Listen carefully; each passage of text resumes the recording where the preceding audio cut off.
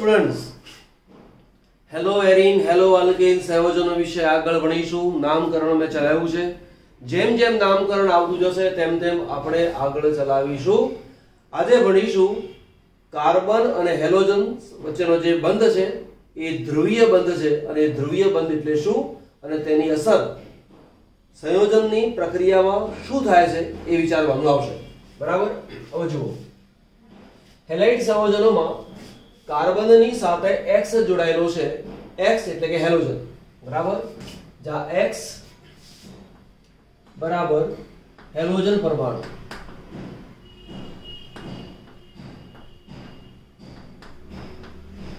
Carbon અને halogen બેની વચ્ચેનો જે બંધ છે એ બંધ છે સહસંયોજક. એ સહસંયોજક બંધને દર્શાવું છું આ રીતે. આ એક બંધ, એમાં બે ઇલેક્ટ્રોન હોય અને મેં મૂકી દીધું આ રીતે. કાર્બન કરતા હેલોજનની વિદ્યુત ઋણતા વધારે છે.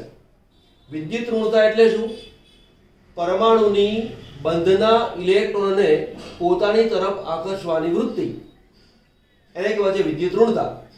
તો કાર્બન અને X બેની સરખામણી કરવા જઈએ તો કાર્બન કરતા હેલોજનની વિદ્યુત ઋણતા વધારે હોય.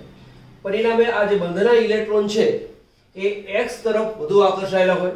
એટલે દર્શાવું છું આ રીતે હું. આ જે C અને આખી ઇલેક્ટ્રોનની જે જોડ છે એ ક્યાં મૂકી મેં? X ની નજીકમાં. કેમ? એટલા માટે કે કાર્બન કરતા X ની વિદ્યુત ઋણતા વધારે હોવાના કારણે બંધના ઇલેક્ટ્રોન X તરફ આકર્ષાય છે. હવે આમ કરવાના કારણે ઇલેક્ટ્રોન વાદળ કાર્બનથી દૂર ગયું. ઇલેક્ટ્રોન દૂર જવો એનો મતલબ કે પરમાણુની ઉપર પોઝિટિવ ચાર્જ આવવો, અને ઇલેક્ટ્રોન નજીકમાં આવવો એનો મતલબ એવો થયો કે પરમાણુની ઉપર નેગેટિવ ચાર્જ આવવો. પણ બંધ તો જોડાયેલો છે જ, આ બંધ તૂટી ગયો નથી, અને પરિણામે આની પર નેગેટિવ ચાર્જ લખાય ખરો, પરંતુ કેવો લખાય? ડેલ્ટા. જો ધ્યાન આપજો, X ઉપર હું માઇનસ લખું અને X ઉપર માઇનસ ડેલ્ટા લખું, આ બંનેમાં બહુ મોટો ફેર છે. આવું ક્યારે લખાય? X છૂટો પડી ગયો હોય ત્યારે. આવું ક્યારે લખાય? બંધમાં હજુ તે બંધાયેલો છે ત્યારે. તો આ જે બંધ છે એમાં કહેવાય આંશિક ઋણભાર, આંશિક ધનભાર. તો આવો એક જ બંધ કે જેના બે છેડા જુદો જુદો વીજભાર ધરાવે છે એવા બંધને ધ્રુવીય બંધ કહેવાય. એક જ બંધના બંને છેડા જુદો જુદો વીજભાર ધરાવતો હોય તો તેવા બંધને ધ્રુવીય બંધ કહેવાય. ધ્રુવ એટલે છેડો. બંને ધ્રુવ જુદો જુદો વીજભાર ધરાવે છે માટે તેને ધ્રુવીય બંધ કહીશું. તો આ જે બંધ છે કાર્બનની સાથે જોડાયેલો હેલોજન એ ધ્રુવીય બંધ છે. હવે ધ્રુવીય બંધની અસર ક્યાં થાય તે જોઈએ. એ પહેલા તમે જુઓ, F એના કરતા Cl નું કદ મોટું. આજે Cl એના કરતા Br નું કદ મોટું, અને તેના કરતા I નું કદ મોટું. હવે દરેકની સાથે કોણ જોડાયેલું છે? કાર્બન જોડાયેલો છે. તો માન લો કે મારી પાસે આ જે પરમાણુ એ કાર્બનનો છે. બધામાં કાર્બન એક સરખા જ મૂકું છું. આ કાર્બન પરમાણુ, અહીંયા પણ કાર્બન પરમાણુ, અને આ કાર્બન પરમાણુ. તો આ જે છે આપણી પાસે કાર્બન છે. હવે આનું જે સેન્ટર તે અને આનું સેન્ટર, આ બેની વચ્ચેનું અંતર તમે જુઓ. એ અંતર કરતા આ અંતર થોડું મોટું છે, એના કરતા આ અંતર મોટું છે, એના કરતા આ અંતર મોટું છે. તો કે અહીંયા કાર્બન અને ફ્લોરિન ના બે કેન્દ્ર વચ્ચે જે અંતર છે એના કરતા આ અંતર મોટું છે, એના કરતા આ અંતર મોટું છે, એના કરતા આ અંતર મોટું છે. કેમ? FCl BrI નું કદ ક્રમશઃ વધે છે. તો લખીશું અહીંયા કે F થી Cl અથવા F થી I તરફ જતા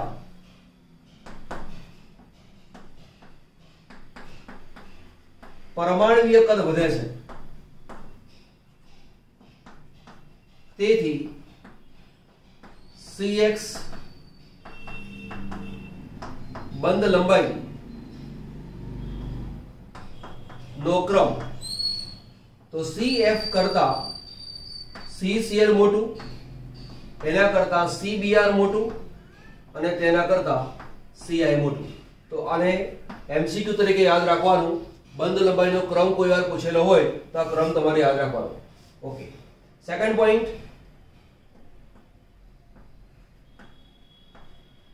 બંધ ઉર્જાનો ક્રમ. તો કે બંધ ઉર્જા એટલે શું? બે પરમાણુ વચ્ચેનો બંધ છે, એટલે તોડવા માટે તમે જે ઉર્જા આપો એને કહેવાય છે બંધ ઉર્જા. સાદી ભાષામાં એવું કહેવાય. તો કે બે પરમાણુ વચ્ચેનું અંતર ઓછું હોય તો આકર્ષણ વધારે હોય. અહીંયા અંતર મોટું છે માટે આકર્ષણ ઓછું છે. તો આ બંધને તોડવા માટે જેટલી ઉર્જા આપવી પડે એના કરતા આની ઉર્જા કેવી આપવી પડે? ઓછી આપવી પડે. કેમ? બંધ લંબાઈ મોટી છે માટે. ફરીવાર, બે પરમાણુ નજીકમાં છે તો પરમાણુ વચ્ચેનું આકર્ષણ વધારે છે માટે એ બંધને તોડવા માટે વધારે ઉર્જા આપવી પડે. પણ જો બે પરમાણુ દૂર છે તો તેમની વચ્ચેનું આકર્ષણ ઓછું છે તો તેવા બંધને તોડવા માટે ઉર્જા ઓછી આપવી પડે. તો અહીંયાથી માંડીને આ તરફ જાઓ છો તેમ તેમ બંધ લંબાઈ ક્રમશઃ વધતી જાય છે અને બંધ લંબાઈ વધતી જતી હોવાના કારણે પરમાણુ વચ્ચેનું આકર્ષણ ઘટતું જાય છે અને માટે બંધ ઉર્જા ક્રમશઃ ઘટતી જાય છે. તો બંધ ઉર્જાનો ક્રમ CF એમાં સૌથી વધારે આવે, ત્યાર પછી CCl, ત્યાર પછી CBr અને ત્યાર પછી આવે CI. બીજો પોઈન્ટ લઈશું અને એ છે દ્વિધ્રુવ ચાપ માત્રા. દ્વિધ્રુવ ચાપ માત્રા એટલે કે mu. Mu is equal to D into delta અથવા mu is equal to R into delta. D એટલે ડિસ્ટન્સ. ડિસ્ટન્સ એટલે અંતર. કયું અંતર? બે પરમાણુઓ વચ્ચેનું. બે પરમાણુઓ વચ્ચેનું અંતર. R ડેલ્ટા શું બતાવે છે? તો ડેલ્ટા બતાવે છે પરમાણુ ઉપરનો વીજભાર. હવે તમે જુઓ, ધ્રુવીયતાની જો વાત કરવા જઈએ તો આવું બને CH3 CCl, ત્યાર પછી મારી પાસે CH3 CBr,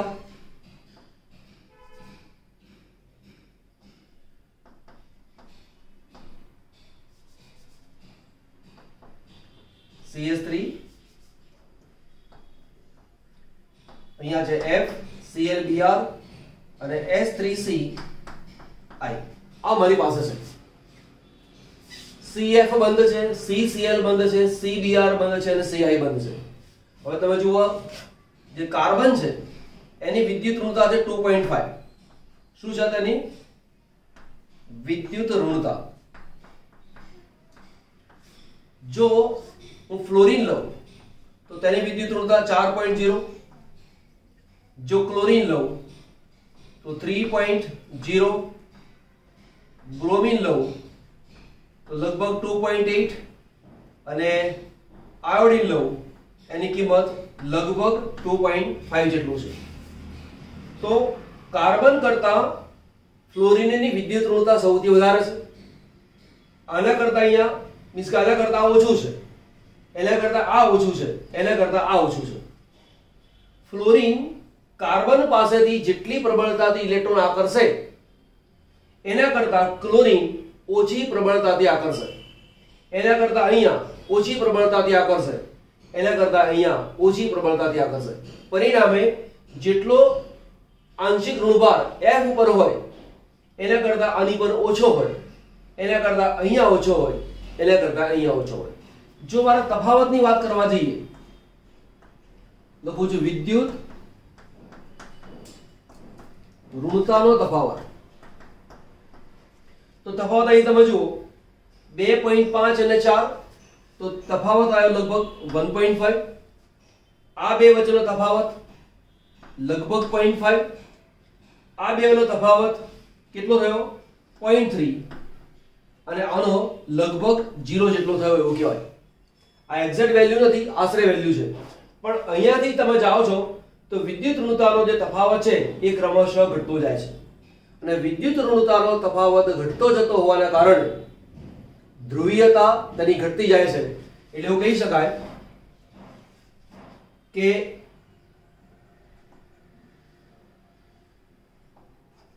ધ્રુવીયતા ક્રમશઃ ઘટે છે. હવે ક્રમશઃ ઘટે છે એનો જે ક્રમ છે એ ક્રમ કેવો આવે તો ધ્યાન આપજો. અહીંયા સૌથી ઓછી દ્વિધ્રુવચાક માત્રા મ્યુ કોની આવે તો કે આની CH3I ની. તો CH3I એની દ્વિધ્રુવચાક માત્રા સૌથી ઓછી, કે હવે ડિફરન્સ બહુ ઓછો થઈ ગયો. એનાથી વધારે કોની કિંમત આવે તો CH3Br. એના કરતા વધારે કોણ આવે તો CH3I. પરંતુ CH3I એ સૌથી વધારે છે અને અહીંયા CH3F એવો ક્રમ છે. પરીક્ષામાં પૂછાય, ધ્યાન આપજો. તો મનમાં પ્રશ્ન થાય કે આવું કેમ? ખરેખર તો CH3F એ સૌથી પહેલા આવવો જોઈએ. CH3F એ સૌથી પહેલા આવવો જોઈએ અને CH3I એ અહીંયા આવવો જોઈએ, પણ એવો ક્રમ મૂક્યો નથી. એવું થવાનું કારણ શું? F ઉપર તો વીજભાર વધારે છે જ. તો ધ્યાન આપો. અહીંયા mu = R × ડેલ્ટા. આ જે F છે, F એ એની પરનો ચાર્જ ઋણભાર વધારે છે એ વાત સાચી, પરંતુ F નું કદ ઘણું જ નાનું છે. F નું કદ ઘણું જ નાનું છે. પરિણામે આ જે બંધ લંબાઈ છે આ D એની વેલ્યુ બહુ ઓછી છે અને બહુ ઓછી હોવાના કારણે આ બેનો જે ગુણાકાર છે એ ગુણાકાર આના કરતા ઓછો થઈ જાય છે. આપણે ગુણાકારને યાદ રાખવાનો નથી એટલા માટે મેં વેલ્યુ મૂકી જ નથી. બરાબર? અહીંયા તમે ટેક્સ્ટ બુકમાં એની કિંમતો જોજો એટલે ખ્યાલ આવી જશે. મેં અહીંયા મૂકેલું નથી.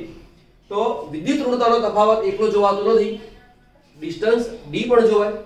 તો ડિસ્ટન્સ D જે છે એ F ની અંદર બહુ ઓછું છે અને F ની અંદર ડિસ્ટન્સ ઓછું હોવાને કારણે F ની અંદર આ અને આ બેની વચ્ચેનું અંતર R અથવા D ઓછું હોવાના કારણે આ બેનો ગુણાકાર ઘટી જાય છે અને એક ગુણાકાર ઘટીને આના કરતા ઓછો થઈ જાય છે અને માટે આના કરતા આની દ્વિધ્રુવચાક માત્રા ઓછી છે. બરાબર? ચલો પોઈન્ટ નોટ કરો. ત્રણની કિંમત મૂકી દીધી જ મેં. આની જે બંધ લંબાઈ છે એ 139 પિકોમીટર. એના કરતા કિંમત મોટી, આ કિંમત મોટી, આ કિંમત મોટી. કોની કિંમત છે? આ બંધ લંબાઈની. આ કિંમત છે બંધ ઉર્જાની. એકમ છે કિલો જૂલ પ્રતિ મોલ. 452. એના કરતા ઓછી 351. આ વેલ્યુ તમારે યાદ રાખવાની નથી, માત્ર સમજવા માટે છે. એ પ્રમાણે દ્વિધ્રુવચાક માત્રા CH3Cl મ્યુ ની કિંમત છે 1.86. એના કરતા આ ઓછી છે, પછી આ ઓછી છે, પછી આ ઓછી છે. બરાબર? કિંમતોને યાદ રાખવાની હોતી નથી, પણ આ જે ક્રમ છે એને અચૂક યાદ રાખજો. એમાં સૌથી વધારે અગત્યનો આ પોઈન્ટ છે. ચલો આગળ લઈશું. મિથેનોલ એની PBr3 સાથે પ્રક્રિયા લો. વિસ્થાપન કોનું થાય? OH નું વિસ્થાપન થાય અને ત્યાં Br આવે. તો આ CH3 અહીંયા લખ્યો, CH3 OH ની જગ્યાએ Br આવે એટલે Br પ્લસ H3PO3 હોય જ. આને યાદ રાખી મૂકવાનું. ઓર્થો ફોસ્ફરસ એસિડ અથવા ફોસ્ફરસ એસિડ. ફોસ્ફરસ એસિડ યાદ રાખજો. H3PO3 બને છે એનું નામ ઓર્થો ફોસ્ફરસ એસિડ અથવા ફોસ્ફરસ એસિડ થાય છે. એને બરાબર યાદ રાખવાનું, સૂત્ર પણ યાદ રાખવાનું. સમીકરણને બેલેન્સ કરીએ તો અહીંયા 3 આવે, અહીંયા 3 આવે. ચલો અહીંયા લઈએ. OH નું વિસ્થાપન Cl વડે થાય તો CH3CH2 એમને મત રાખવાના. CH3CH2 OH ગયો તેની જગ્યાએ આવ્યો Cl ને પ્લસ H3PO3. આનું નામ શું થયું? Methyl bromide. Methyl bromide. આ કોણ છે? Ethyl chloride. બેલેન્સ કરીએ, અહીંયા 3 આવે, અહીંયા પણ 3 આવે. ચલો આ પ્રક્રિયા લઈએ. આનું નામ શું થાય? Phosphorus try bromide. Phosphorus try chloride અહીંયા લખેલું છે, લખતો નથી આગળ. શું કરવાનું? OH નું વિસ્થાપન કરવાનું અને ત્યાં Br લઈ આવો. અહીંયા જો અહીંયા મેં CH2 લખેલો છે, આ જગ્યાએ CH2 લખું તો પણ ચાલે, એટલે CH2Br તો પણ ચાલે. અહીંયા લખું તો પણ ચાલે, અહીંયા લખું તો પણ ચાલે, કોઈ પણ જગ્યાએ લખી શકાય. અહીંયા લખ્યું છે મેં CH2Br પ્લસ S3PO3. બેલેન્સ માટે અહીંયા 3 આવશે, અહીંયા પણ 3 આવશે. અહીંયાની પદ લખીએ. અહીંયા લખું છું CH2Cl પ્લસ S3PO3. આ 3 વાર અહીંયા 3 લખેલા છે. નામ આપવું છે તો આટલો ભાગ છે એ છે બ્રોમો. આનું નામ છે સાયક્લોહેક્સાઇલ. સાયક્લોમાં C આવે, બ્રોમોમાં B આવે, એટલે B પહેલા આવે માટે તેનું નામ થાય બ્રોમો સાયક્લોહેક્સાઇલ. અને મિથેન. મિથેન કેમ? એક કાર્બનની રચના છે માટે. આ છે ક્લોરો, આ છે સાયક્લોહેક્સાઇલ, બરાબર. તો ક્લોરોમાં શું આવે? આ છે ક્લોરો. સાયક્લોમાં CY, તો C તો અહીંયા પણ છે, C અહીંયા પણ છે, અહીંયા H છે, અહીંયા Y છે. Y કરતા H પહેલા આવે માટે ક્લોરો પહેલા લખવાનું. તેનું નામ થાય ક્લોરો સાયક્લોહેક્સાઇલ અને મિથેન. જે પ્રક્રિયા આપણે લઈએ છીએ નોર્મલી આપણે PBr3 લઈએ, પણ PBr3 અને PI3 એ સ્થાયી ઓછા છે, એટલે PBr3 ના રૂપમાં મળતો નથી, એનો ઉપયોગ નથી કરતા. ઉપયોગ કરાય કેવી રીતે? ફોસ્ફરસ અને બ્રોમિન વચ્ચે પ્રક્રિયા કરી તાત્કાલિક PBr3 બનાવવામાં આવે અને તે PBr3 નો ઉપયોગ પ્રક્રિયા દરમિયાન કરીએ છીએ. તો એના માટે કરીશું શું? રાતો ફોસ્ફરસ લેવાનો અને Br2 લો કાં તો I2 લો. મારે જેની જરૂર પડતી હોય એ પ્રમાણે બનાવીશ. તો અહીંયા લખું છું R. આ OH નું વિસ્થાપન x વડે થયું એટલે Rx. આ નિપજ તરીકે મૂક્યું. સાથે અહીંયા H3PO3 મૂકવાનું નહીં. તો કેમ નહીં મૂકવાનું? અહીંયા એટલા માટે મૂકીએ છીએ કે તમે PBr3 તરીકે લો છો, અહીંયા 3 છે એટલે બેલેન્સ કરવા માટે અહીંયા 3 મૂક્યા, માટે આખી રચનાને 3 વાર મૂકી. પણ અહીંયા આપણે PBr3 એવું મૂકતા નથી, અને PBr3 મૂકતા ન હોવાના કારણે સાથે H3PO3 લખવાનું નહીં. હવે પ્રક્રિયામાં શું કરવાનું? આ OH ને કાઢવાનું અને Br નું લઈ આવવાનું. તો લખીશું શું? CH3 CH2. આ OH ગયો અને Br આવ્યો. નામ તેનું છે બ્રોમોઇથેન. બ્રોમોઇથેન અથવા ઇથાઇલ બ્રોમાઇડ.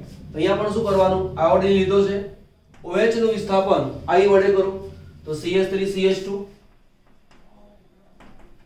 CH3CH2 OH ની જગ્યાએ મૂકી દીધો I. તો આનું નામ છે આયોડોઇથેન. ચલો બીજી પ્રક્રિયા છે થાયોનિલ ક્લોરાઇડ સાથેની પ્રક્રિયા. એટલે આલ્કોહોલની પ્રક્રિયા થાયોનિલ ક્લોરાઇડ સાથે કરીએ તો પણ તેમાંથી આપણને આલ્કાઇલ ક્લોરાઇડ પ્રાપ્ત થાય છે. અહીંયા OH નું વિસ્થાપન Cl વડે થાય તો R એમને રહ્યો, R.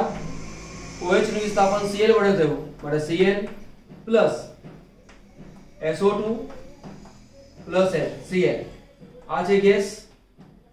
ગેસ વાયુ સ્વરૂપમાં દૂર થઈ જાય છે માટે કેન્સર.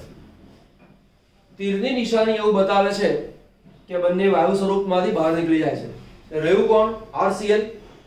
તો પેલી પદ્ધતિથી તમે આલ્કાઇલ હેલાઇડ બનાવો છો એના કરતા આ પદ્ધતિથી બનાવેલો આલ્કાઇલ હેલાઇડ એ આપણને વધુ શુદ્ધ અવસ્થામાં મળે છે.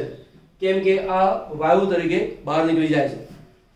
તમને તમામે તમામ પ્રક્રિયાઓ કડકડાટ મળે હોવી જોઈએ. ક્લિયર મગજમાં હોવું જોઈએ કે ROH એમાંથી RCl બનાવવું છે તો કયા કયા પ્રક્રિયકો વપરાય. વારંવાર લખી જવાનું. થોડી વાર માટે યાદ કરો, લખી નાખો, ફરીવાર યાદ કરો, ફરીવાર લખી નાખો. એમ વારંવાર 25 30 50 વખત રિપીટેશન કર્યા જ કરવાનું, એટલે મગજમાં એ પાકું થઈ જાય, પછી ભૂલાશે નહીં. લખીને તૈયાર નહીં કરો, યાદ નહીં રહે. ચલો અહીંયા કામ કરીશું. OH નું વિસ્થાપન Cl વડે કરો તો CH3CH2 CH3CH2 OH ગયો, એની જગ્યાએ Cl plus SO2 plus HCl. આ જે છે એનું નામ છે ક્લોરોઇથેન. તો જુદી જુદી રીતે આપણે કામ કર્યું. ચલો લખી લો, પછી આપણે આગળ જઈએ. બીજો મુદ્દો છે આપણી પાસે, અને તે છે હેલાઇડ સંયોજનોની બનાવટ. હેલાઇડ સંયોજનો બનાવવાના હોય તો પહેલું છે આલ્કોહોલમાંથી.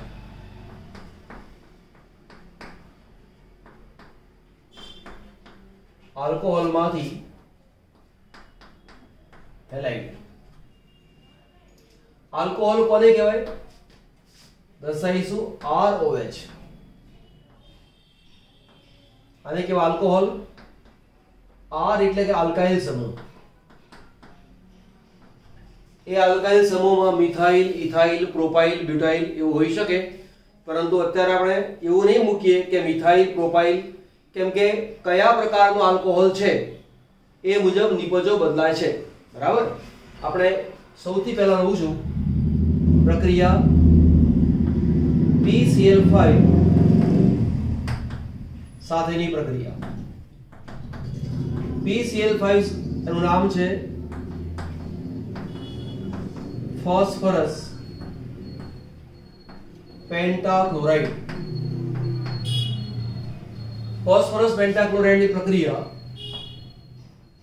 ROH સાથે કરીએ અને તેની પ્રક્રિયા લઉં છું PCl5 સાથે. યાદ રાખવા માટે આવું કરીએ. PCl5 માં Cl ની સંખ્યા કેટલી છે? 5 છે.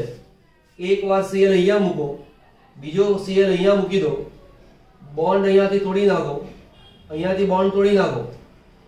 5 Cl માંથી 2 લખ્યા, 3 બાકી રહ્યા, એટલે 3 બાકી અહીં મૂકી દીધા. PCl3. R ની સાથે Cl જોડો એટલે RCl. H ની સાથે Cl જોડો એટલે HCl. P ની સાથે OCl3 તો પ્લસ POCl3. આ જે પદાર્થ છે તેનું નામ છે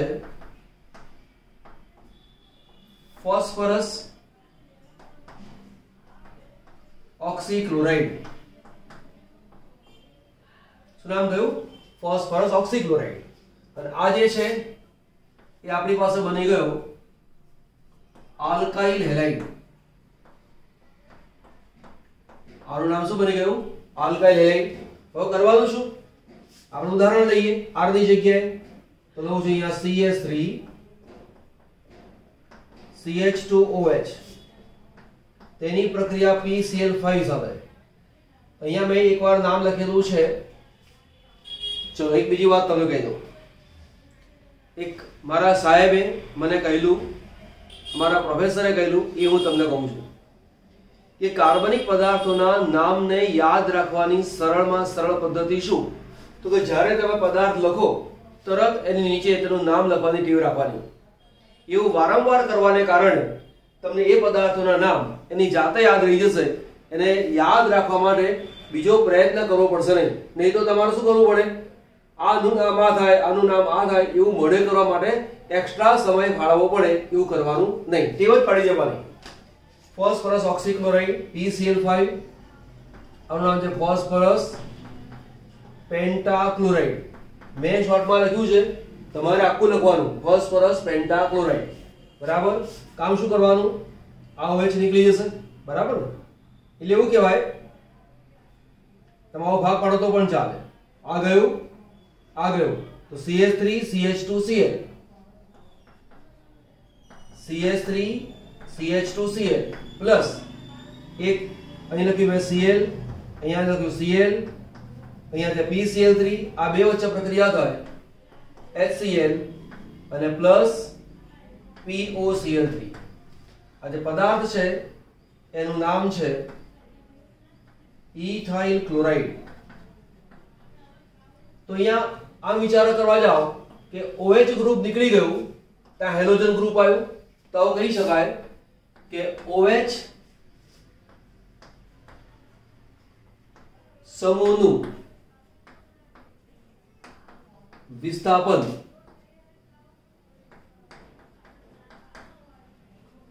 હેલોજન એટલે કોણ છે અહીંયા Cl વડે થાય છે.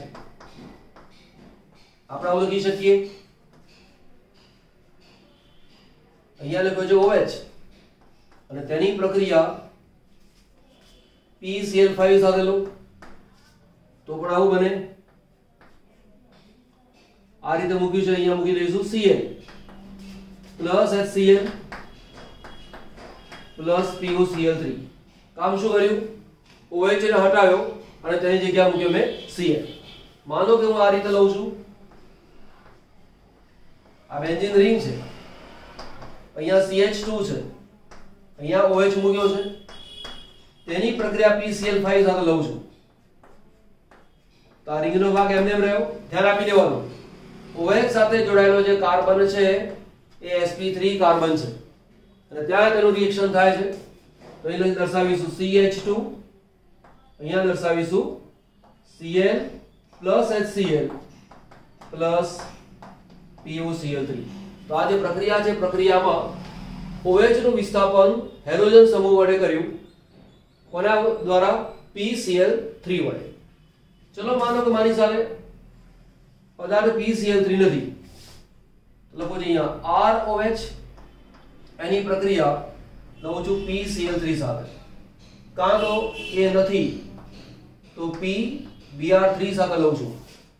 આ બેમાંથી કોઈ એક વડે લેવી છે પ્રક્રિયા, તો દર્શાવું છું આ રીતે ROH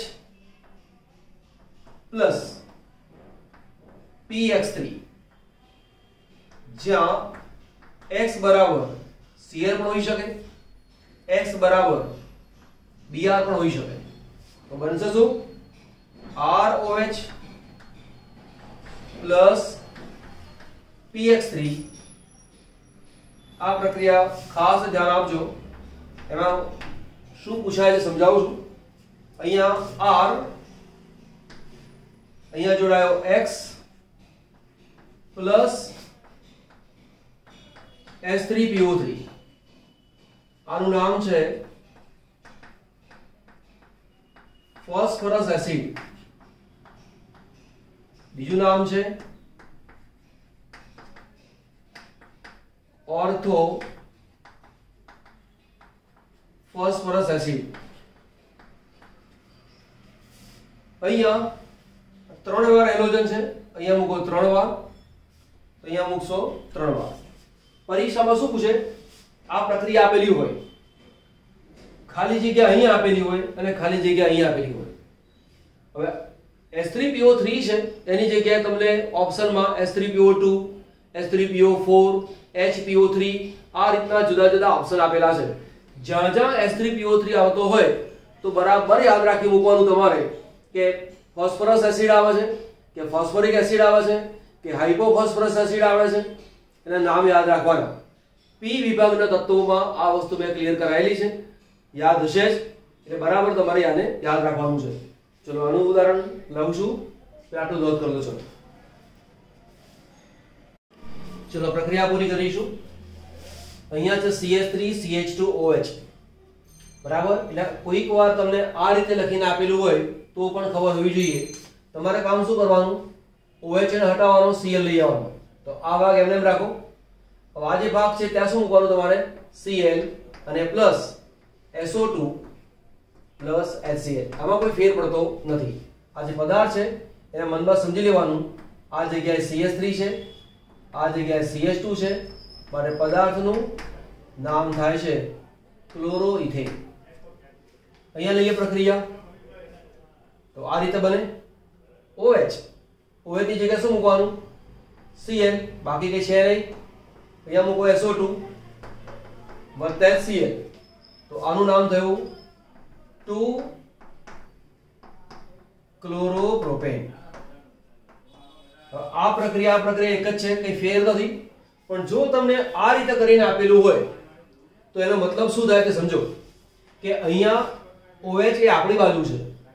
હવે આ જે કાર્બન છે એની સંયોજકતા છે 4, તો આમાં એક CH3 છે, બીજો CH3 છે, એક OH છે અને એક જે છે એ આ રીતે H આવેલો છે અને આ H પાછલી બાજુ છે. જ્યારે એવું હોય તો તમારે કામ એવું કરવાનું, અહીંયા મૂકી દીધું મેં અને તે વખતે આ રીતે ભાગ મૂક્યો, આ રીતે મૂક્યો, પણ OH અહીંયા બદલી નાખવાનો, એટલે અહીંયા Cl લખવાનો અને H છે એ આગળ આવી જાય. Cl પાછળ, એટલે મીન્સ કે OH ની જગ્યાએ Cl આવે, એ Cl પાછલી બાજુ જતો રહે અને જે પાછળ H હતો એ આગળ આવતો રહે. આ વાતને ધ્યાન ઉપર લેવાની. બરાબર? ચલો આ એક વાક્યને વાંચો. બરાબર?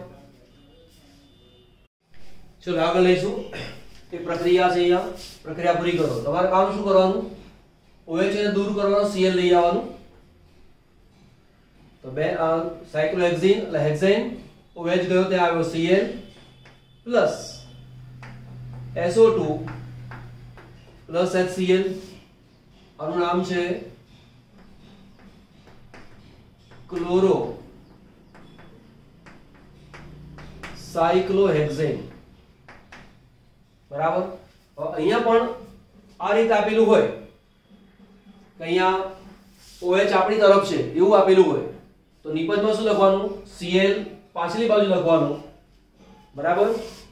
અહીંયા Cl આવશે, Cl પાછલી બાજુ લખવાનું અને H આપણી બાજુ લખવાનું. પણ માની લો કે આ રીતે આપેલું છે, અહીંયા આ રીતે છે અને આ રીતે OH આપેલો છે અને જેની પ્રક્રિયા મારે SOCl2 સાથે કરવાની છે. તો કરવાનું શું? જે OH પાછલી બાજુ છે એ OH ની જગ્યાએ Cl આવે, પણ Cl ક્યાં લઈ આવવાનો? આગલી તરફ. એટલે લખવાનું આ રીતે, અહીંયા લખવાનું Cl અને અહીં લખવાનો H. બરાબર? તો આ રીતે આગળ પાછળ બદલાવાની શક્યતા રહે. ચલો ધ્યાન આપજો. બીજું, નોર્મલી એવી ફેર નહીં પડે, પણ અસમ કાર્બન હોય ત્યાં આવો ફેર પડે.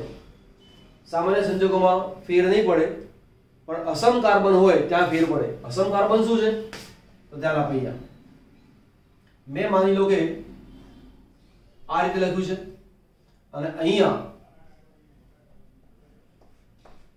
મેં લખ્યું છે Cl.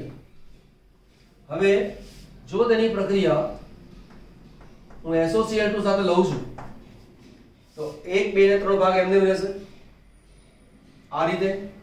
આ ભાગ એમને જે Cl છે, સોરી OH છે એની જગ્યાએ કોણ આવે? Cl. પણ તમારે શું કરવાનું? બે ભાગ પાડી દેવાના આ રીતે. અહીંયા પાછળ H દેખાતો નથી, અહીંયા છે, તમને આપેલો નહીં હોય, મનમાં રાખવાનું. તો જે પાછળ હતો H એ આગળ આવી ગયો, OH ની જગ્યાએ Cl આવે એ આ રીતે. હવે આ જે કાર્બન છે એ કાર્બન ઉપર મૂકી દઉં છું સ્ટાર. તો સ્ટાર એટલા માટે કર્યો મેં કે આ કાર્બન સાથે એક H જોડાયો છે, એક Cl જોડાયો છે, એક મિથાઇલ જોડાયો છે અને એક પ્રોપાઇલ જોડાયો છે. કાર્બન સાથે જોડાયેલા 1, 2, 3 અને 4 સમૂહ જુદા જુદા છે અને જો જુદા જુદા છે તો આ જે કાર્બન છે એને કહેવાય છે અસમ કાર્બન. અને જો અસમ કાર્બન હોય તો બે નિપજો પ્રાપ્ત થાય. આમાં આ CH3 આ CH3 છે, અસમ કાર્બન છે નહીં, માટે અહીંયા નિપજમાં ફેર પડે નહીં, અહીંયા નિપજમાં ફેર પડે નહીં. બરાબર? અહીંયા નિપજમાં ફેર પડે. તો મનમાં રાખો સાહેબ આ નિપજમાં ફેર પડે એટલે શું? તો જ્યારે અસમ કાર્બન વિશે આગળ ચલાવીશું ત્યારે તમને વાત કરીશું, એ વખતે તમને આ કામ લાગશે. બરાબર? નોંધ કરી લો. ત્યાં ફરી વાત કહું, અહીંયા ફેર પડે, તમે આને આમ લખો કે તેમ લખો કોઈ ફેર પડે નહીં, એટલે લખું છું અહીંયા નોંધ મૂકી રાખું છું, અસમ કાર્બન નથી. અહીંયા પણ લખું છું અસમ કાર્બન નથી, માટે કઈ ફેર પડે નહીં. પણ અસમ કાર્બન હોય તો ફેર પડે, એટલે આ નોંધ રાખજો. મેં લખ્યું છે હવે અહીંયા ફેર પડે, આ જગ્યાએ ફેર ના પડે, આ જગ્યાએ ફેર ના પડે. બીજું છે આપણી પાસે 40% HBr સાથે આલ્કોહોલની પ્રક્રિયા. 40% એટલે શું? 40 ગ્રામ HBr પ્લસ 60 ગ્રામ પાણી. એટલે જલીય દ્રાવણ આપણે લીધેલું છે એ મુજબ આપણે કામ કરીએ છીએ, તો તેને કહેવાય છે 40%. કામ શું કરીશું? અહીંયા લઉં છું ROH, તેની પ્રક્રિયા NaBr અને પ્લસ H2SO4 સાથે લઉં છું. આનું નામ છે સોડિયમ બ્રોમાઇડ. આનું નામ શું બની ગયું? Sodium bromide. તમને લાગે સાહેબ તમે તો આ HBr લેવાનું કહેતા હતા, તમે તો NaBr લીધું, પણ આ જે H2SO4 છે એમાંથી આપણને 2 H પ્રાપ્ત થાય, બરાબર? એમાંનો એક H Br સાથે જોડાય તો શું બને? HBr. અને આ જે HBr છે એ રિએક્શનમાં ભાગ લે છે. ઓકે, હવે HBr બન્યો પછી આ Br વડે એટેક થાય કાર્બન ઉપર, એટલે OH દૂર થઈ જાય. આ જે OH છે એ જોડે આની સાથે, તો બન્યું શું? તો ધ્યાન આપો, અહીંયા આ છે R, એની સાથે જોડાયો Br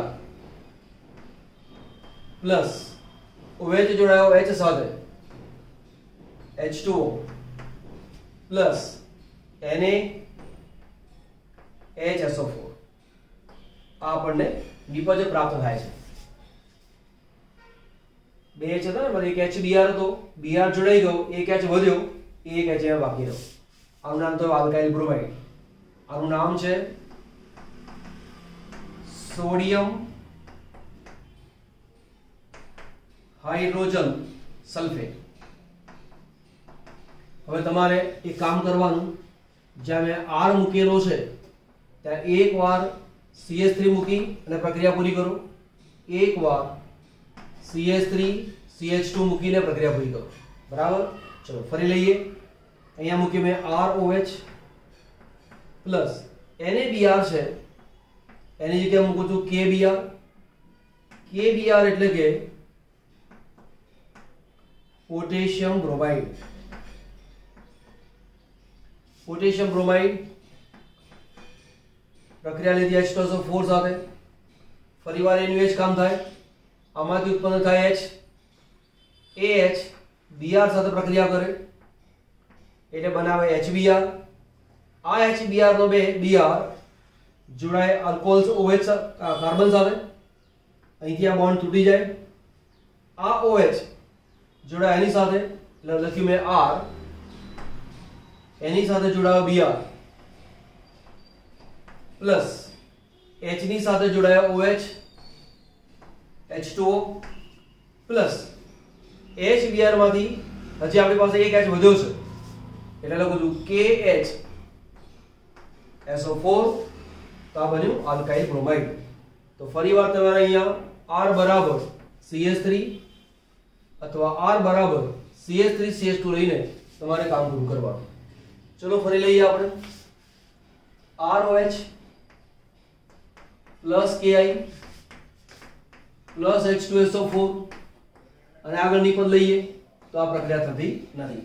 તો પ્રશ્ન તરીકે પૂછાય છે કે જે રીતે તમે NaBr H2SO4 લો છો, KBr H2SO4 લો છો, એ પ્રમાણે Ki H2SO4 લઈ શકતો નથી. તો કે કેમ? તો કે આ પ્રક્રિયા ના થાય. આ રીતે RI આ I જોડાય એવું ન બનાવાય. તો પ્રશ્ન થાય કે કેમ? એવું શું કે ના બનાવાય? તેનું કારણ આવું છે કે H2SO4 ઓક્સિડેશન કરતા છે. H2SO4 ઓક્સિડેશન કરતા છે. તે Ki નું ઓક્સિડેશન કરીને I2 બનાવી દે છે। તમારા પ્રક્રિયામાં જોઈએ છે HBr, પણ HBr તો છે નહીં, તમારી પાસે બની ગયો H2। જોઈ લઈએ કેવી રીતે। જેમ કે મેં લીધી પ્રક્રિયા Ki સાથે, એની પ્રક્રિયા H2SO4 સાથે થઈ, તો નિપજ મળ્યું I જોડાશે અહીંયા H સાથે, HI પ્લસ KHSO4। હવે આ HI ફરીથી H2SO4 સાથે પ્રક્રિયા કરે, બની જાય છે તેમાંથી I2 plus SO2 plus H2, 2 છે એટલે મૂક્યા 2, 2 દુ 4 H છે, અહીંયા મૂકી દો 2, પરિણામે I2 બન્યું। I2 બનવાના કારણે તમારી પાસે HI તો રહ્યો નહીં, તમારે પ્રક્રિયામાં લેવાનું શું છે?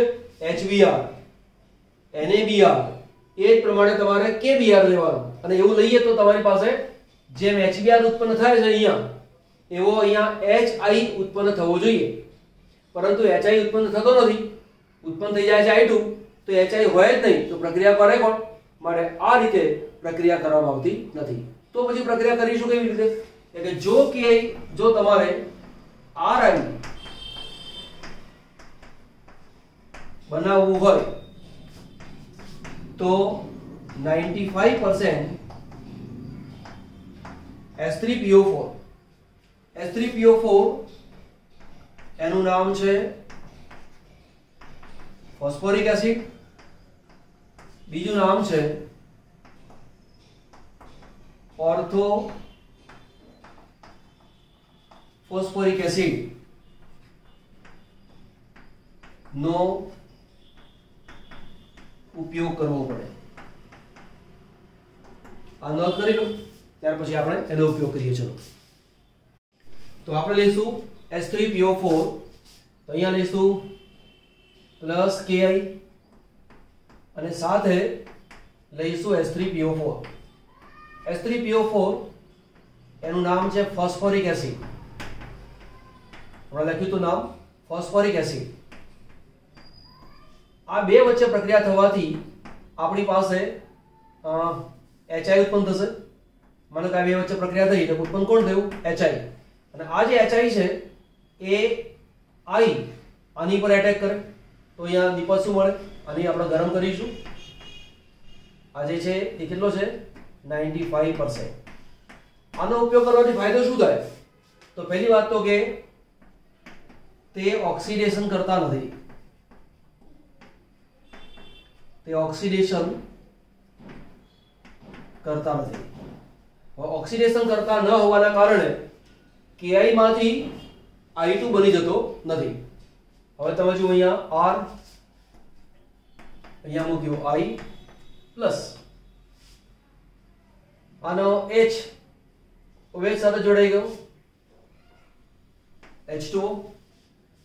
હવે બે H હતા, 3 H હતા, એમાંથી એક H તો ગયો, હજી 2 H બાકી રહ્યા, તો પ્લસ KH2PO4 બરાબર, આનું નામ થશે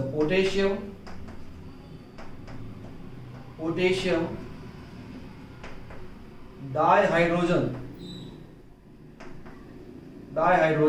ફોસ્ફેટ। ઉદાહરણ લઈએ આપણે, આની જગ્યાએ લખું છું CH3 CH2OH plus Ki plus S3PO4 95%, અને ગરમ કરો, શું બને? આ ભાગ ગયો, આ અહીંયા જોડાશે, તો CH3 CH2I પ્લસ આ 3 જેમાંથી એક H, એનો ઉપયોગ પાણી સાથે થાય એટલે H2O બનાવવા માટે થાય, પ્લસ એક H ગયો, 2 H વધ્યા, આનો K અહીંયા જોડાય, તો KH2PO4, અને આ રીતે આપણને આયોડો ઇથેન પ્રાપ્ત થાય છે. આલ્કોહોલ બનાવવાની બીજી પદ્ધતિ છે ROH પ્લસ HCl. જો મારી પાસે સાંદ્ર HCl છે તો સીધું જ વિસ્થાપન આનું થઈ જશે RCl પ્લસ H2O. તો સાંદ્ર HCl ઉમેરીને બનાવો તો થાય, પરંતુ કેટલીક વખતે તમારી પાસે ઉદ્દીપકની જરૂર પડતી હોય છે. ક્યારે? કયા પ્રકારનો આલ્કોહોલ લીધેલો છે તેની ઉપર. આ જે કસોટી છે એ કસોટીનું નામ છે લુકાસ કસોટી. એટલે કે એક તો છે ગ્રુઝ પદ્ધતિ. આ પદ્ધતિથી આપણે આલ્કોહોલ બનાવીએ છીએ અને પ્રાથમિક, દ્વિતીયક અને તૃતીયક આલ્કોહોલને અલગ ઓળખવાની કસોટી, એ કસોટીનું નામ છે લુકાસ કસોટી. એની વાત આપણે પછી કરીશું. તો કામ શું કરીએ છીએ તે, આપણી પાસે ROH છે પ્લસ HCl ગેસ અને અહીંયા લઉં છું નિર્જળ ઉદ્દીપક, નિર્જળ ZnCl2 ઉદ્દીપક. આનો ઉપયોગ આપણે કર્યો. પ્રક્રિયા દરમિયાન શું થાય છે તે કામ આપણે કરવાનું શું છે, તો R અને O વચ્ચેનો બોન્ડ તોડવાનો છે અને એ તોડીને આ Cl ને મારે ત્યાં દાખલ કરવાનો છે. તો R અને OH વચ્ચેનો બોન્ડ તોડવો હોય તો આ જે બંધ છે એ બંધને નબળો પાડવો પડે. તે નબળો પાડવો પડે એ માટે ઝિંક ક્લોરાઇડનો ઉદ્દીપક તરીકે ઉપયોગ કરીએ છીએ. હવે જે ઝિંક ક્લોરાઇડ છે એ પોતે લુઈસ એસિડ છે. ઝિંક ક્લોરાઇડ લુઈસ એસિડ છે. આની પાસે અબંધકારક ઇલેક્ટ્રોન યુગ્મ છે અને પરિણામે આની સાથે સવર્ગ બંધ બનાવે છે. આની પાસે ડી કક્ષકો છે, એની સાથે સવર્ગ બંધ બનાવે છે. બંધ બનાવે એટલે 1, 2 અને 3 બંધ બને, આ બોન્ડ તૂટી જાય. એટલે કે ROH વચ્ચેના બંધને નબળો બનાવી દે છે. એ નબળો બંધ બનાવવા માટે આ ઝિંક ક્લોરાઇડનો ઉપયોગ કરવામાં આવે છે. બરાબર? આખું મિકેનિઝમ અત્યારે આપણે લેતા નથી. અહીંયા પ્રક્રિયા દરમિયાન આ Cl છે, અહીંયા જોડાયો એટલે RCl પ્લસ H ની પ્રક્રિયા પાણી સાથે થઈ H2O અને ઝિંક ક્લોરાઇડ ઉદ્દીપક તરીકે જે હતું એ આપણને પાછું પ્રાપ્ત થાય છે. તો આ રીતે આપણને હેલાઇડ સંયોજન પ્રાપ્ત થયું. હેલાઇડ સંયોજન પ્રાપ્ત થયું. હવે આ હેલાઇડ સંયોજનોની અંદર મારી પાસે આલ્કોહોલ 3 પ્રકારના છે. પ્રાથમિક આલ્કોહોલ, દ્વિતીયક આલ્કોહોલ, તૃતીયક આલ્કોહોલ. તો તમે જુઓ, માનો કે મારી પાસે પ્રાથમિક અને દ્વિતીયક આલ્કોહોલ હોય, તો HCl પ્લસ ZnCl2 લેવો. પણ તૃતીયક આલ્કોહોલમાં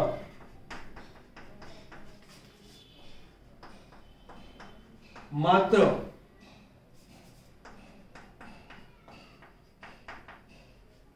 સાંદ્ર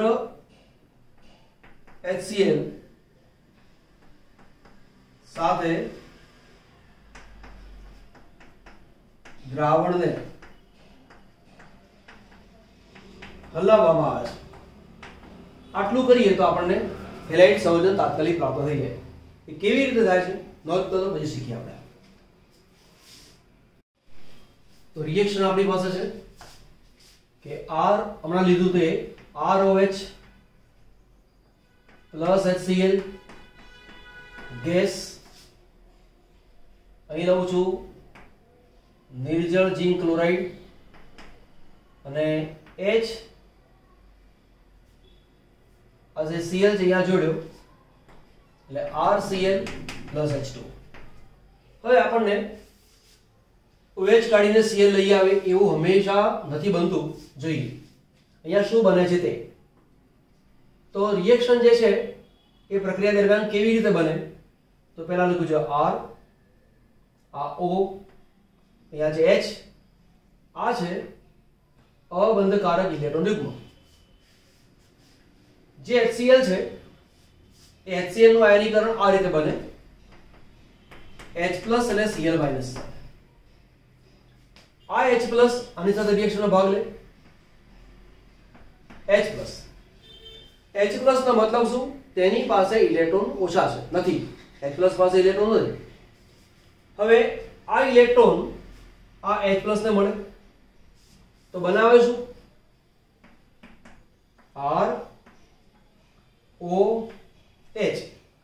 આ અબંધકારક ઇલેક્ટ્રોન યુગ્મ તો છે. આ ઇલેક્ટ્રોન યુગ્મ H ને મળે એટલે બની ગયું H. આની પર ચાર્જ આવી ગયો પોઝિટિવ.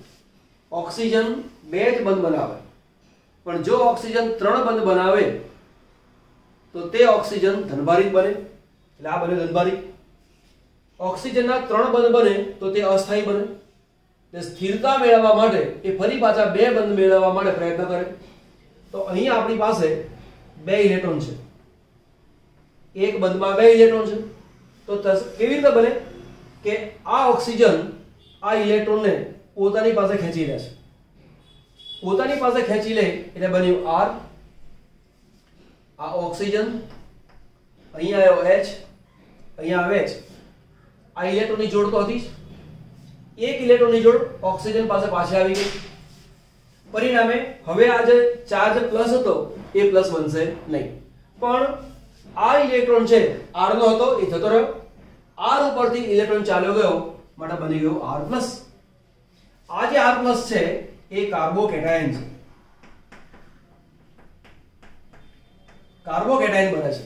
કેવી રીતે કાર્બોકેટાયન? માનો કે આ R બરાબર CH3 હોત તો હું શું લખતો? CH3 ની ઉપર પ્લસ બનતો. તો કાર્બોકેટાયન બને. તો યાદ ધ્યાન રાખજો, આ જે પ્રક્રિયા છે એ પ્રક્રિયા કાર્બોકેટાયન દ્વારા બને છે. અગત્યની વાત, આ પ્રક્રિયા કાર્બોકેટાયન દ્વારા બને છે. આ જે પ્રક્રિયા છે એ છે SN1 પ્રક્રિયા. તો મનમાં થાય કે સાહેબ આ SN1 પ્રક્રિયા છે શું?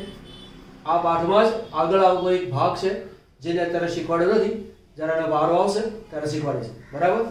આપણે કામ કરીએ. અહીંયા માનો કે મેં CH3OH મૂક્યું, તેની સાથે પ્રક્રિયા મેં લીધી HCl ની. આ છે મિથેનોલ. મિથેનોલ પ્રક્રિયાનો બંધ તૂટી ગયો. નિર્જળ ZnCl2 કયું સ્વરૂપમાં છે? H OH સાથે જોડાય, Cl અહીંયા જોડાય તો બને છે CH3Cl પ્લસ H2O. આ બની ગયું મિથાઇલ ક્લોરાઇડ. ચલો ફરી લઈએ. CH3CH2OH પ્લસ HCl, નિર્જળ ઝિંક ક્લોરાઇડ. OH સાથે જોડાયેલો કાર્બન બીજા એક જ કાર્બન સાથે જોડાયેલો છે, જે પ્રાથમિક પ્રકારનો છે. બરાબર? તો આ જે ઇથેનોલ છે, શું કરવાનું? OH ને હટાવો, H સાથે જોડો, Cl ને જોડો અહીંયા, તો દીપો શું મળે? CH3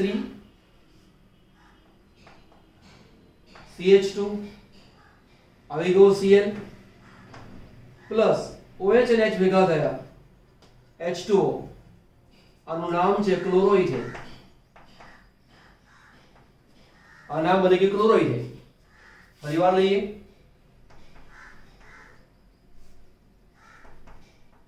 CH3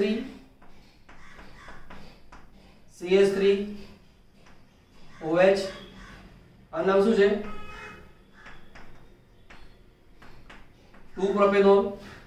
OH સાથે જોડાયેલો કાર્બન બીજા 2 કાર્બન સાથે જોડાયેલો છે માટે તે થયો દ્વિતીયક આલ્કોહોલ. એની પ્રક્રિયા લઉં છું HCl સાથે, અહીંયા બની ગયું નિર્જળ ઝીંક ક્લોરાઇડ ઉદ્દીપક છે માટે બ્રેકેટ મૂકી દો। આ H છે એની સાથે આ OH જોડાયો, Cl અહીં આવ્યો તો CH3 CH CH3 અને Cl પરિવાર CH3 C CH3 CH3 અહીંયા છે OH, આનું નામ શું છે? એનું નામ છે તૃતીયક ब्यूटाइल अल्कोहल। तृतीयक ब्यूटाइल अल्कोहल केम એ નામકરણ અગાઉ મેં ચલાવેલું છે એટલે અત્યારે ચર્ચામાં પડતો નથી। OH સાથે જોડાયેલો કાર્બન 3 કાર્બન સાથે જોડાયેલો છે અને તૃતીયક આલ્કોહોલ છે। તૃતીયક આલ્કોહોલ છે એની પ્રક્રિયા HCl સાથે કરીએ તો હવે ઝિંક ક્લોરાઇડ ઉદ્દીપકની જરૂર પડતી નથી। અહીંયા દર્શાવું છું સાંદ્ર HCl, તો અહીંયાથી OH ગયો, S સાથે જોડાયો, Cl જોડાયો કાર્બન સાથે, તો CH3 C CH3 CH3 અને અહીંયા જોડાયો Cl, તો આનું નામ થાય તૃતીયક ब्यूटाइल क्लोराइड। बराबर, આમાં ઘણી બધી વસ્તુ શીખવા જેવી છે, આનો નોંધ કરો અને શીખવાડો। જે પ્રક્રિયા હમણાં લીધી એ પ્રક્રિયાની અંદર આપણે કામ શું કર્યું? OH ને હટાવ્યો અને તેની જગ્યાએ Cl લઈ આવ્યા, એટલે કે OH નું વિસ્થાપન હેલોજન વડે કર્યું। બહુ શીખવા જેવી વસ્તુ બાકી છે, હજી શીખવાડી નથી। આગળ એમાં લઈએ, આપણી પાસે આલ્કોહોલ સાથે પ્રક્રિયા કરવા માટે ઉપયોગ કોનો કરીએ છીએ? તો આલ્કોહોલ સાથે પ્રક્રિયા કરવા માટે ઉપયોગ કરીએ છીએ હેલોજન એસિડ। તો હેલોજન એસિડ કયા કયા હમણાં જ ભણ્યા હતા? હેલોજન એસિડ, તો હેલોજન એસિડમાં HF આવે, HCl આવે, HBr આવે અને HI આવે। જો તેનો પ્રબળતાનો ક્રમ પૂછેલો હોય તો HF કરતા HCl, એને કરતા HBr, એને કરતા HI, આ તેનો પ્રબળતાનો ક્રમ છે। H અને I નો બંધ છે એ બહુ જ સરળતાથી તૂટી જાય છે। સરળતાથી બંધ તૂટતો હોવાના કારણે સરળતાથી H+ મળે છે, અને જેટલો સરળતાથી H+ મળે, જેટલો સરળતાથી H+ મળે એટલો તે વધારે પ્રબળ એસિડ, માટે આની એસિડિકતા સૌથી વધારે। પણ માની લો કે તમે પ્રક્રિયા કરવાની છે તો કહીશું આપેલા આલ્કોહોલ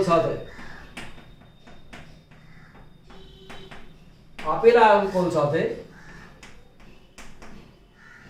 હેલોજન એસિડની સક્રિયતા અથવા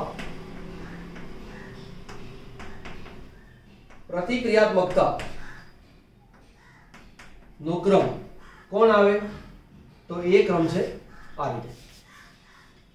પણ તમને આવું આપેલું હોય કે આપેલા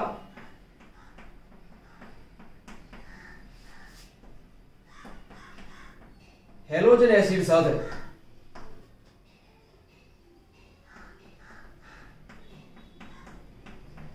આલ્કોહોલની પ્રક્રિયાનો અથવા આલ્કોહોલની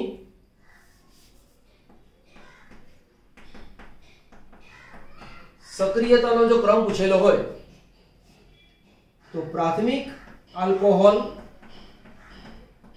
એના કરતા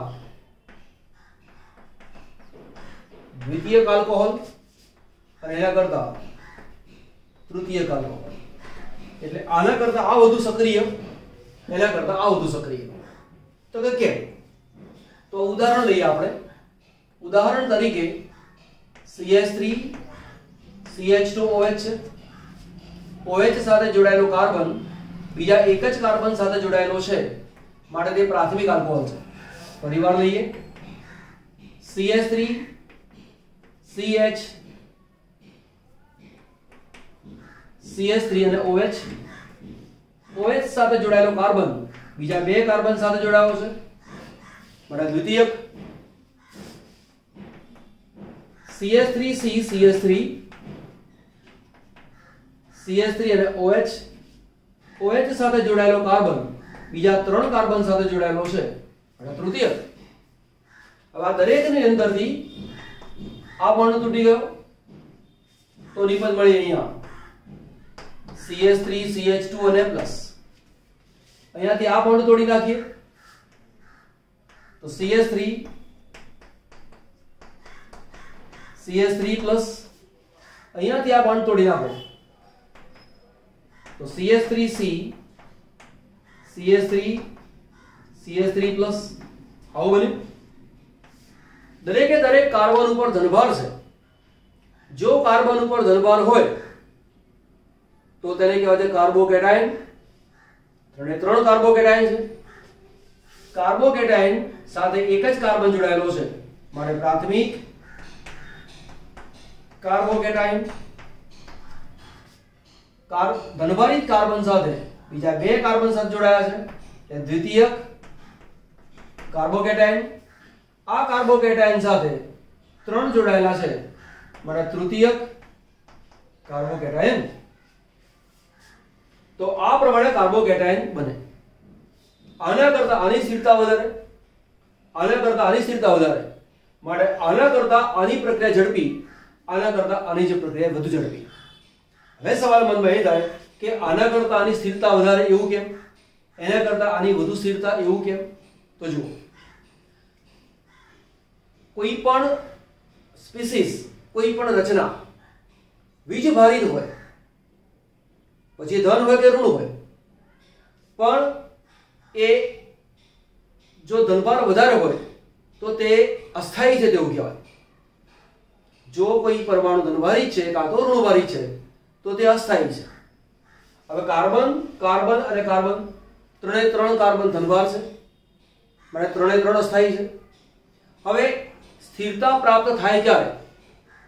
તો સ્થિરતા પ્રાપ્ત ત્યારે થાય કે જ્યારે આ ધનભાર ઓછો થાય. સ્થિરતા ક્યારે પ્રાપ્ત થાય? ધનભાર ઓછો થાય ત્યારે. તો ધનભાર ઓછો થાય કેવી રીતે? તો તમે અહીંયા જુઓ,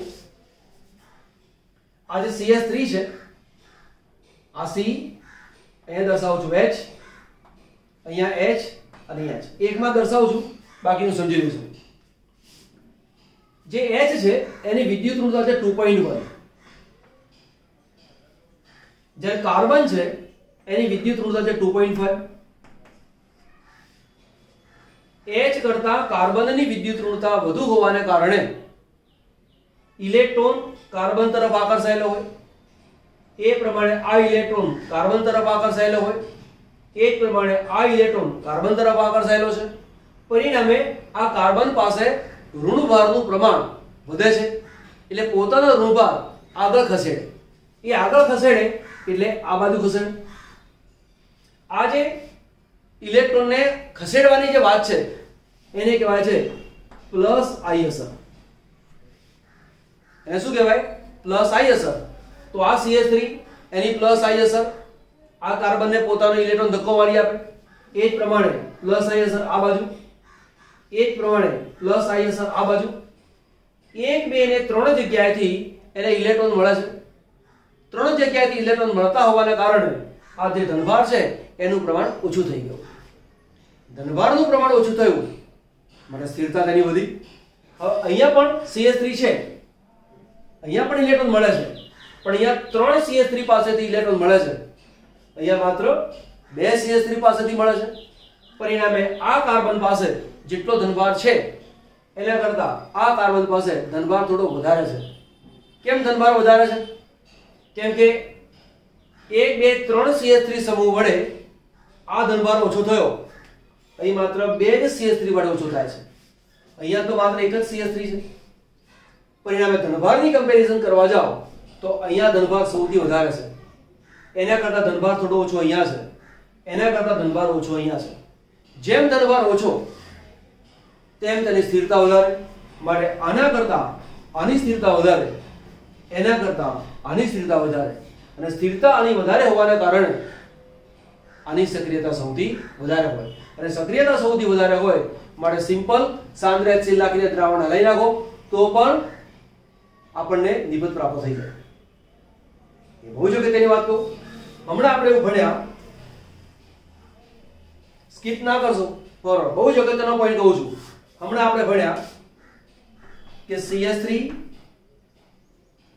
OH plus HCl, zinc chloride, CH3 CH2 OH plus HCl, zinc chloride. ફરી લઉં છું અહીંયા CH3 CH CH3 OH HCl અને ઝીંક ક્લોરાઇડ. અને ફરી એક પ્રક્રિયા લઉં છું અહીંયા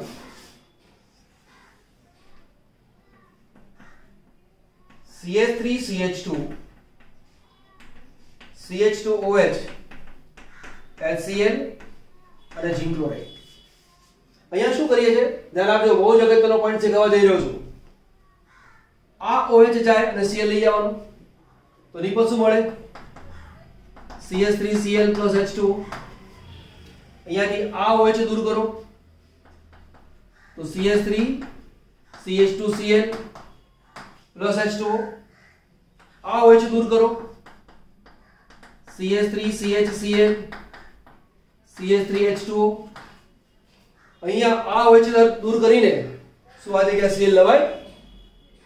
તો કે ના લવાય. તો સાહેબ અહીંયા તો હતું, આ OH ગયો અને Cl આવ્યો, OH ગયો અને Cl આવ્યો, OH ગયો અને Cl આવ્યો, તો પછી અહીંયા પણ OH કાઢીને ત્યાં જગ્યાએ Cl મૂકો તો ના ચાલે? તો કે ના ચાલે. તો કેમ ના ચાલે? તો એના માટે લેક્ચર નંબર 5 માં મળીશું. બરાબર, આટલો પોઈન્ટ બરાબર ક્લિયર કરી દેવાનો અને પછી લેક્ચર 5 ની રાહ જોજો. એમાં ઘણી બધી વસ્તુઓ આવશે. તમારું રિયલ ઓર્ગેનિક કેમિસ્ટ્રી અગાઉના રિએક્શન છે સિમ્પલ છે, પણ કેવું કામ આવે છે એન્ટ્રન્સ એક્ઝામમાં પણ વધુ સારી રીતે કામ કરવું તો કેવી રીતે કરી શકાય એ આવતા વિડીયોમાં આપણે ભણીશું. ત્યાં સુધી રાહ જોજો અને ગમ્યું હોય તો લાઈકનું બટન દબાવજો. બરાબર, ઓકે, બાય.